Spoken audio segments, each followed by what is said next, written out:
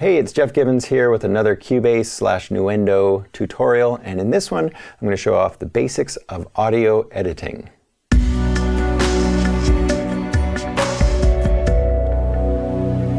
So what I'm going to do for this video is use a song that was created for a local dance company. And the dance company I've been filming for a few years, and we'd take the dancers out somewhere outside and film them and capture them dancing in a totally different environment.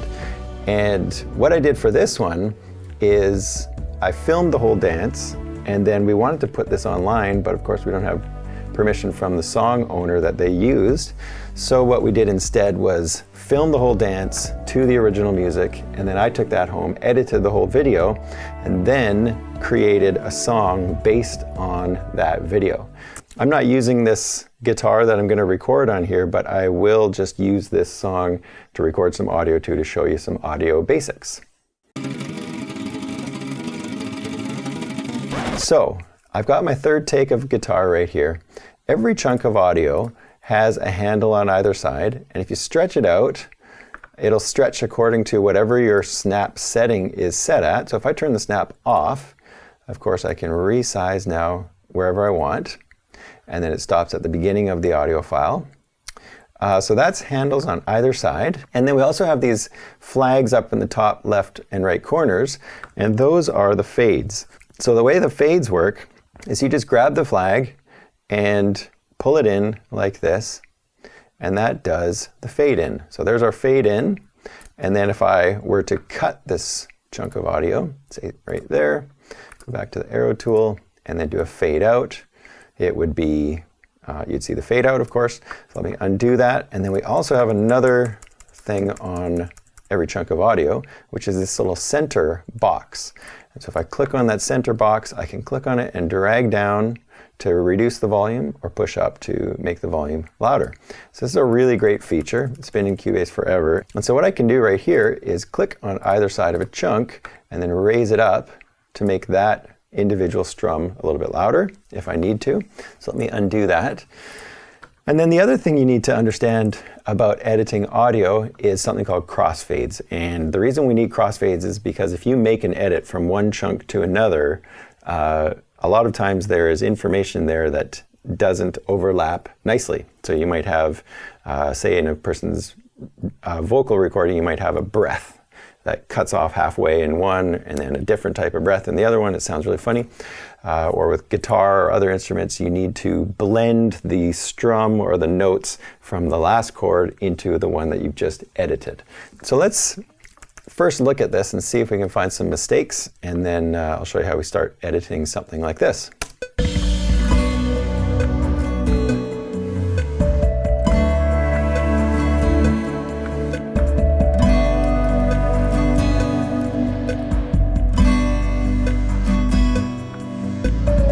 Okay, so far sounds pretty good. Let's listen to this beginning again.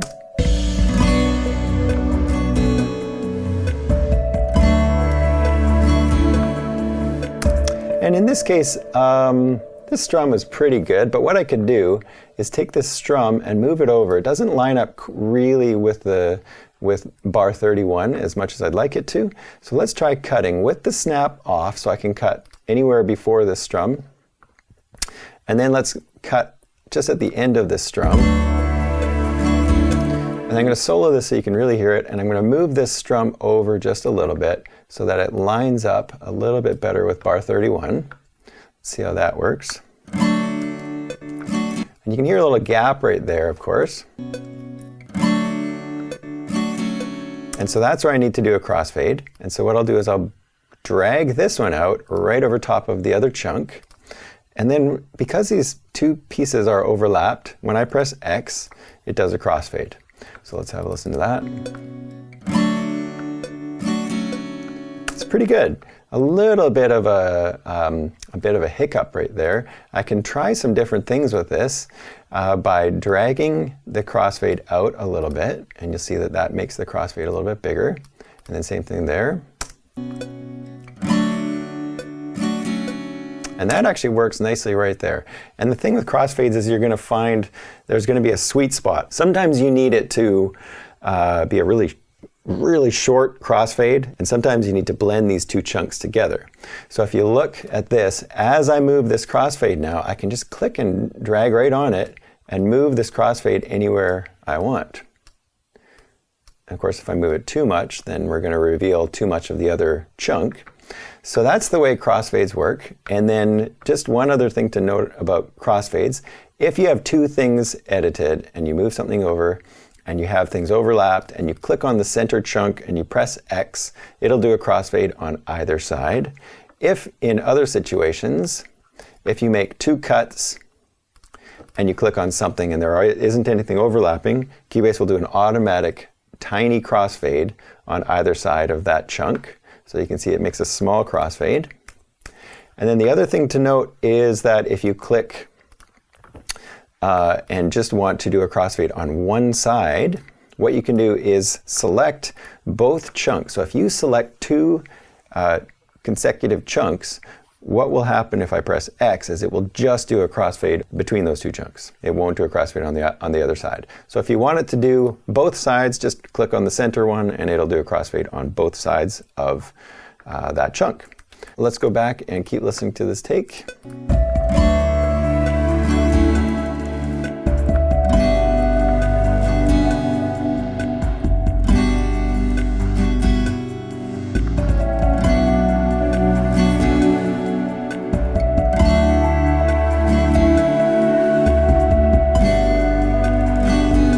Again, that one was just a little bit late.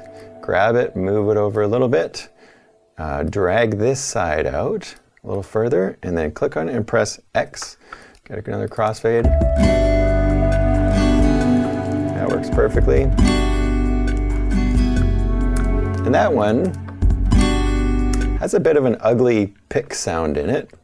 So what I need to do is find another time where I played that chord. So that's just the A minor chord with a capo on the second fret. And that's the same chord right there. So let's grab that chord and drag it over here and see if we can make this work. So here's the ugly chord. And here's the chord that I want to fix it with. So what I'm going to do is just cut on either side of that chord, stretch it out, and then bring this chord in and make sure it lines up at bar 37.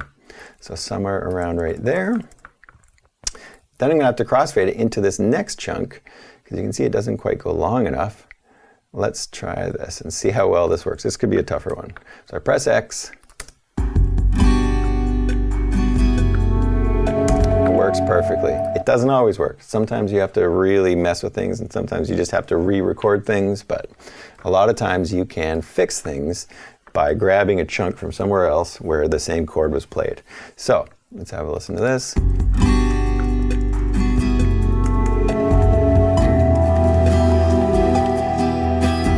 Okay, I messed this chord up every time I did this recording. I just kept forgetting which chord to play. So what I did is I made sure I played a D minor chord with the capo, so technically E minor. But what I did is I made sure I played that D minor chord at the end and got a nice clean recording of it. So I did it a couple times. And if you are playing and you can remember which chords and which parts you did wrong, you could dub them in at the end just to the click track, or you could just go back and re-record it and then punch this little chunk in. So it'd be the same kind of process as this, but I'm going to grab this D minor chord and I'm just going to go Command X, and then I'm going to go over to bar 38. And I'm going to cut this one out. So I go to bar 38, I press Command V to paste it. I'm just going to move this over till it lines up. You're a bit of a hiccup there. Let's color this something else just so you can really see what's happening. Maybe it's a little, there we go. So, bit of a hiccup right there. So what I need to do is find a better spot for these two chords to match up. So I think I can keep this whole thing up to about right there. And then watch what happens if I press X and blend them. I'm going to need to make this crossfade really short because there isn't anything else right here from the ending recording. So I'm going to blend this right there. And then I'm going to try blending this one a little bit longer. So we'll do it right about, maybe right there. Let's see if this works.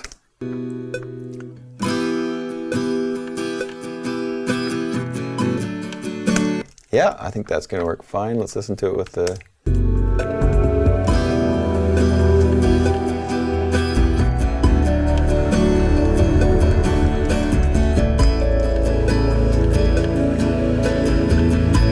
Sometimes you're going in and you're adjusting timing of individual chords. You know, you're looking at a chord and this one maybe comes a little bit early. So anytime a chord comes early or late, you're going to be moving it a tiny bit. And what you'll want to do in those situations is always turn the snap off, cut in front of the chord, and then move it over however much you need, and then select it and press X and it will do a small crossfade.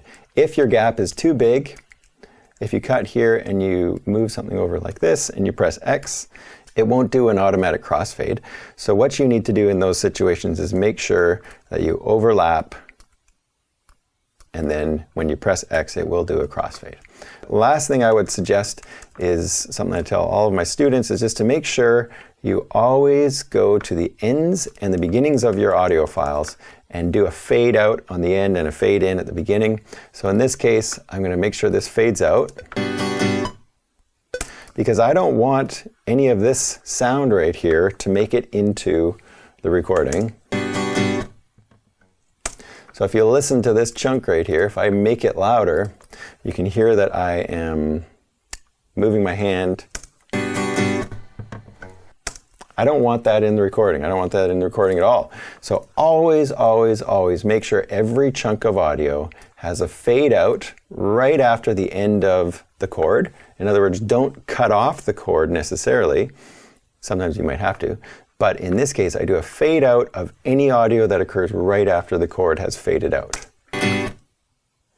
And then that way I don't get any sound. If it started up again later, I would do a fade in, and then I'd go check the beginning of my song here and make sure I do the same thing. So I don't have any fade in here, so let's listen to that. And again, that's just me getting ready to play guitar. And we get, if I crank it up, this is what it sounds like. And usually with singers, you get some kind of strange mouth sounds as they're getting ready. So in this case, what I always do is resize it to just before the chord, do a fade in, and all that fade in is doing is fading in any noise so that it doesn't jump in. But we also don't want to cut off the beginning of this chord. So you don't want your fade in to be like that, or you're going to cut off the chord. So you do it right before the audio begins, and you can see that the fade in comes in right before. It also means if there's any room noise in that recording, the room noise doesn't jump in, and that can be really obvious later on as well. So always do a fade in, fade out on pretty much every single edit of audio. So when I'm doing things properly, I am doing a fade in, a fade out on any chunk of audio. And the only times I'm not doing that is when I have a crossfade between two chunks of audio. So every single chunk of audio has that kind of thing on it. It's just good practice. And then the chord starts, and that's it. So that's it for the audio editing basics. I've got other tutorials on my YouTube channel, and make sure you go to gibbonscreative.ca to see any video, photography, and music projects that we are up to. Thanks for watching.